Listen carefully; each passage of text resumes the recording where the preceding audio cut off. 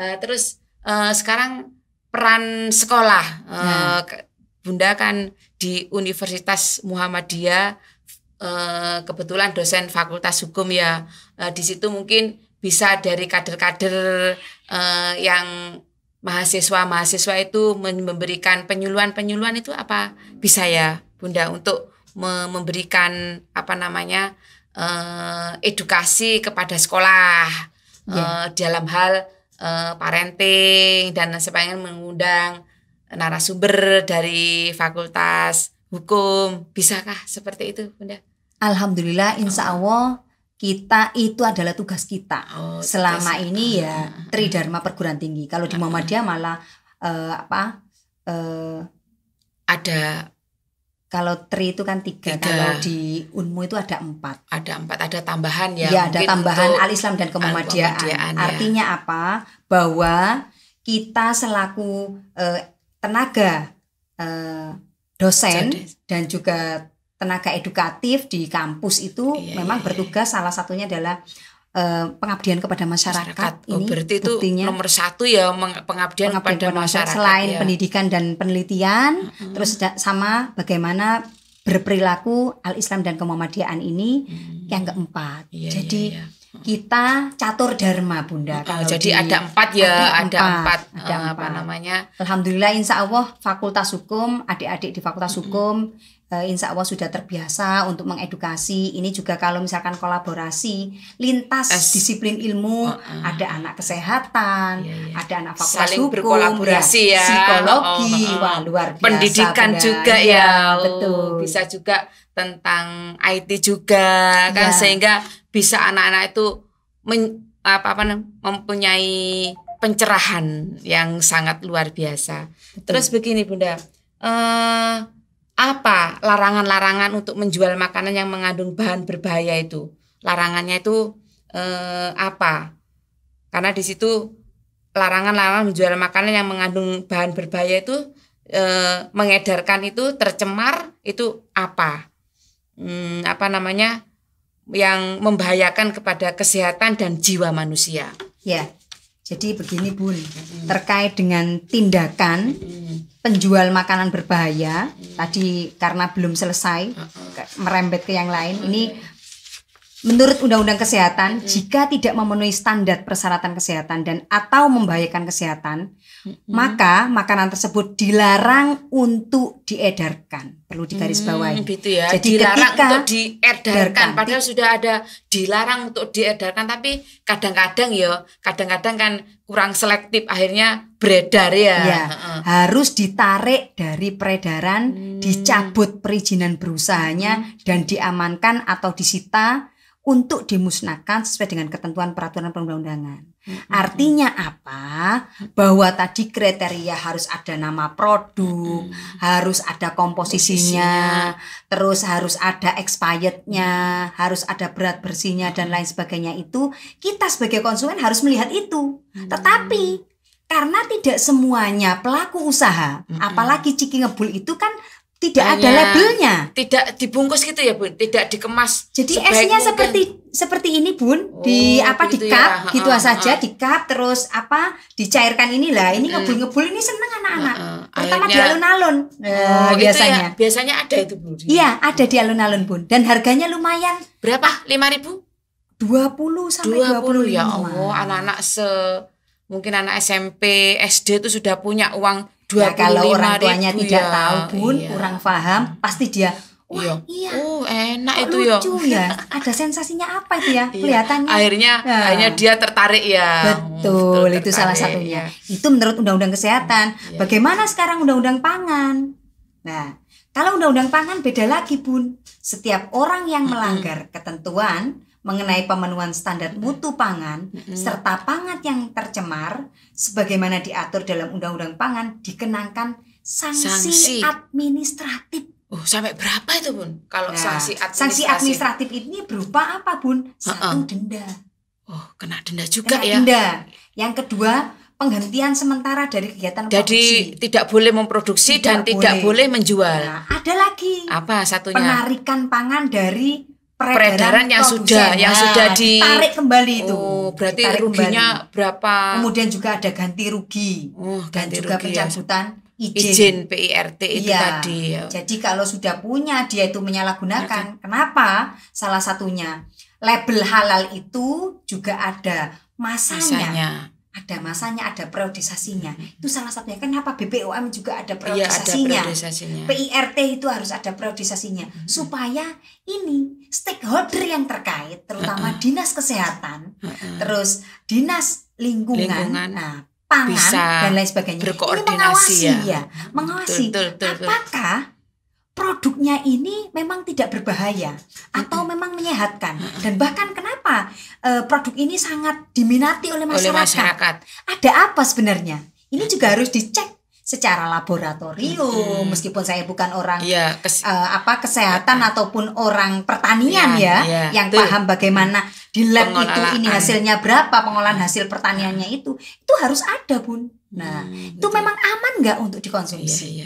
Ya nanti kan akan mengakibatkan yang luar biasa, baik itu terhadap orang tua, kemudian bahaya sakitnya itu mulai dari kecil sudah sakit, apalagi dia dewasa. Terus bagaimana Bu kriteria konsumsi konsumen yang cerdas supaya kita itu tidak berangan-angan membeli makanan ciki ngebul itu, Bu?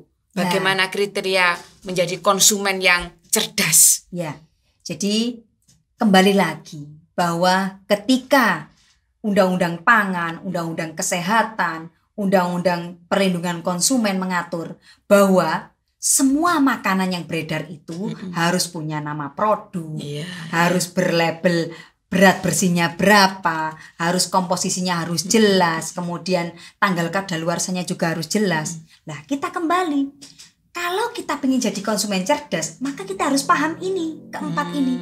Kalau kita membeli barang atau membeli makanan ataupun minuman, kalau tidak ada label ini jangan kita beli. Meskipun itu lagi tren, kan begitu. Lagi tren, tapi kalau tidak menjamin, nah ini harus jeli nih, Bun, kita sebagai konsumen. Nama produknya, apakah produsen ini memang sudah jelas? Apakah dia itu memang benar-benar perusahaan yang bonafit, yang bisa mempertanggungjawabkan? Nah, itu kita harus tahu, Bun. Nah, di mana Bu Fauzia melihatnya? Di label di kue atau makanan itu. Lah, beda lagi kalau cilok. Kalau cilok kan tahu kucek gitu kan? Itu kan terus, tidak ada kemasannya, tidak ada bakso, produknya, begitu ya. Bakso gitu ya, mie ayam, mie gober dan lain sebagainya, yang level-level yang luar biasa itu. Bagaimana, Bun, itu pengawasannya? Siapa sih yang berhak mengawasi? Bagaimana itu? Nah, kalau kita jadi konsumen cerdas kan begitu ya. Itu ada dinas kesehatan yang bagian pengawasan makanan dan minuman. Itu jeli sekali untuk badan pengawasan dan itu. Jadi, walaupun orang-orang itu jualan misalkan di luar di luar area. Tahu-tahu biasanya tuh di terminal-terminal itu banyak jualan cilok dan lain sebagainya. Itu pengawasannya bagaimana itu, Bun? Nah, itu salah satunya ada satu bidang di dinas kesehatan. Begitu ya. Itu ada yang bagian pengawasan makanan dan minuman. Jelas itu ada tupoksinya. Tupoksinya bahwa di sana bukan beliau-beliau ini bertugas kalau mau hari raya gitu kan, biasanya operasi operasi pasar Tanjung, pasar tradisional yang di toko-toko minimarket dan lain sebagainya itu. Bukan hanya itu, tapi ini pengawasan yang dilakukan oleh dinas kesehatan. Ketatnya di mana, Bun? Ketatnya kalau di menggunakan sosialisasi itu tiap kecamatan atau bagaimana, Bu, menurut Bunda selaku bagian ahli dalam pengawasan ini? Jadi begini, Bunda, terkait dengan pengawasan dinas kesehatan. Dinas kesehatan ini tidak bisa berjalan sendiri. Begitu ya. Berkoordinasi dengan puskesmas masing-masing.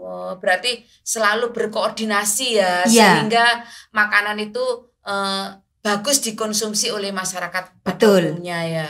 Jadi terutama nanti puskesmas ini juga punya tangan-tangan lagi.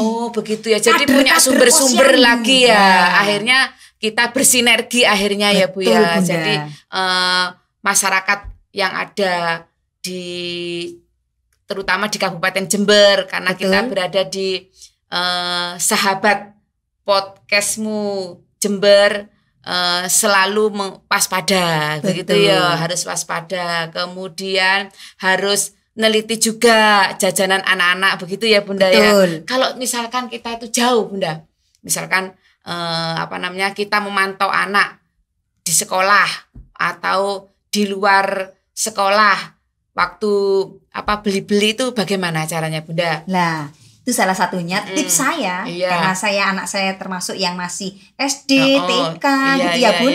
Itu salah satunya ya bawa bekal dari rumah Bunda. Kalau ke sekolah, kalau di sekolah belum menyediakan ada kantin sehat, maka salah satunya adalah dengan membawa bekal dari rumah. Karena masakan ibu itu pasti sehat untuk anak-anaknya. Dan mempertimbangkan bagaimana anak-anak kita nanti untuk masa depan kita, masa depan bangsa juga. Betul. Jadi harus memiliki makanan atau mempunyai minat untuk makanan yang sehat. Terutama anak-anak itu sekarang itu susah untuk sayur dan buah. Betul Bunda. Sehingga kita sebagai seorang guru, seorang dosen, orang tua itu untuk menyarankan terutama buah dan sayur itu susah Bun. Karena anak-anak itu sekarang itu senengannya mie ya. Betul.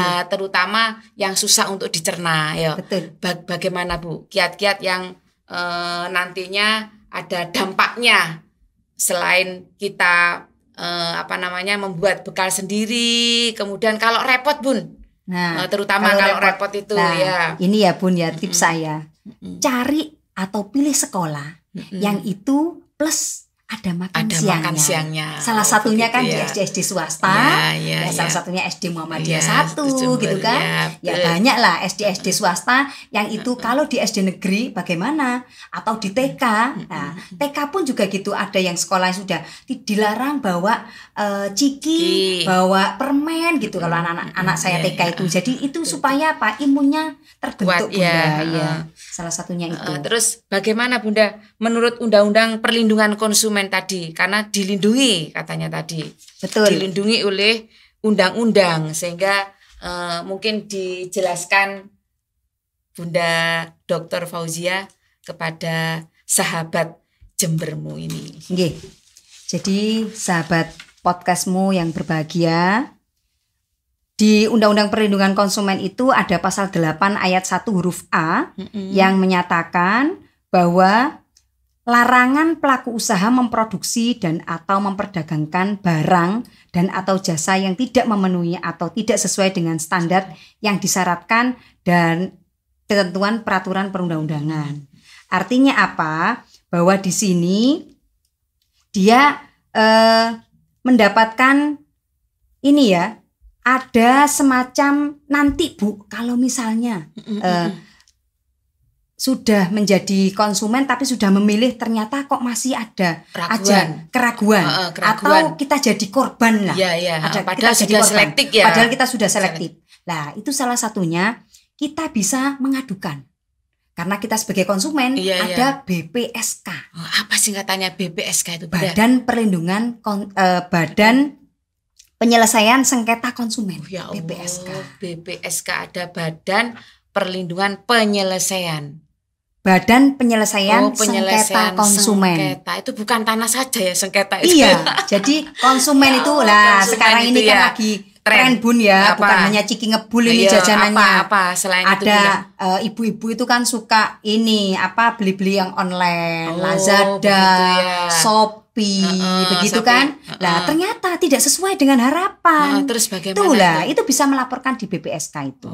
Salah satunya ada UPT Perlindungan Konsumen di Kabupaten Jember, Bunda. Di mana itu Bunda tempatnya Bu? Itu di sebelahnya ini. UPT Perlindungan Konsumen sebelahnya GNI, mau ke GNI itu Bu? Iya. Apa itu? GNI. Sebelahnya kantor GNI itu yang minimarket. Ada sebelahnya EF itu. Bukan Bunda, yang sebelah kanan jalan. Saya kok lupa namanya. Ya di situ ya, Ya, untuk di itu apa? UPT Perlindungan Konsumen. UPT Perlindungan Konsumen. Jadi mau mengeluarkan, mau membuat itu harus laporan dulu. Bukan, mau mengeluhkan keluh kesah sebagai konsumen itu di sebelahnya itu. Kantor UPT Perlindungan Konsumen. Ada di situ ya. Ya. Alhamdulillah sudah ada usaha-usaha dari pemerintah ya. Ya. Baik itu konsumen maupun yang membuat, kemudian perlindungan bagi yang sebagai konsumtif, kemudian bagi anak-anak yang kena kasus seperti ini, pemerintah sudah selalu waspada ya.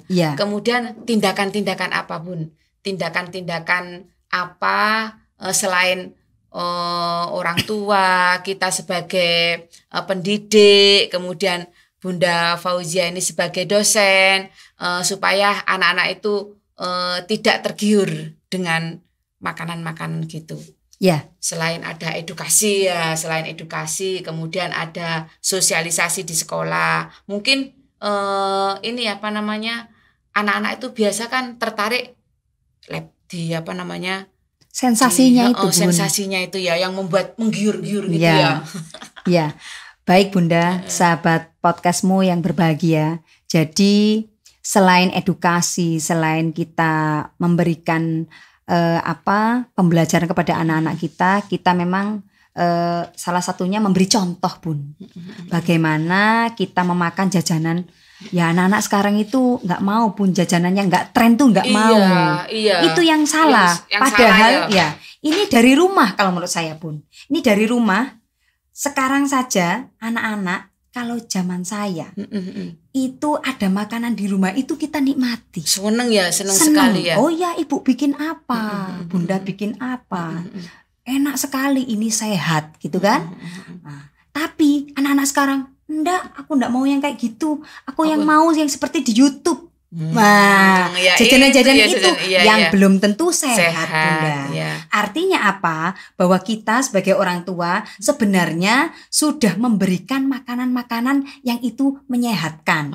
Halal, toyib, sudah semuanya. Tetapi lah adanya media komunikasi, media HP, semuanya itu televisi yang menampilkan, menggiurkan. Wah, ini lagi tren gitu kan. Anak-anak zaman sekarang namanya anak-anak milenial nggak mau kalau yang jajanan tradisional itu. Nah itu tidak semuanya anak mau jajanan tradisional dalam tanda kutip. Ini siapa? Salah siapa? Apakah salah lidahnya atau salah dari zamannya? Ya kira-kira ya saling berkolaborasi itu sepertinya ya ada komunikasi, kemudian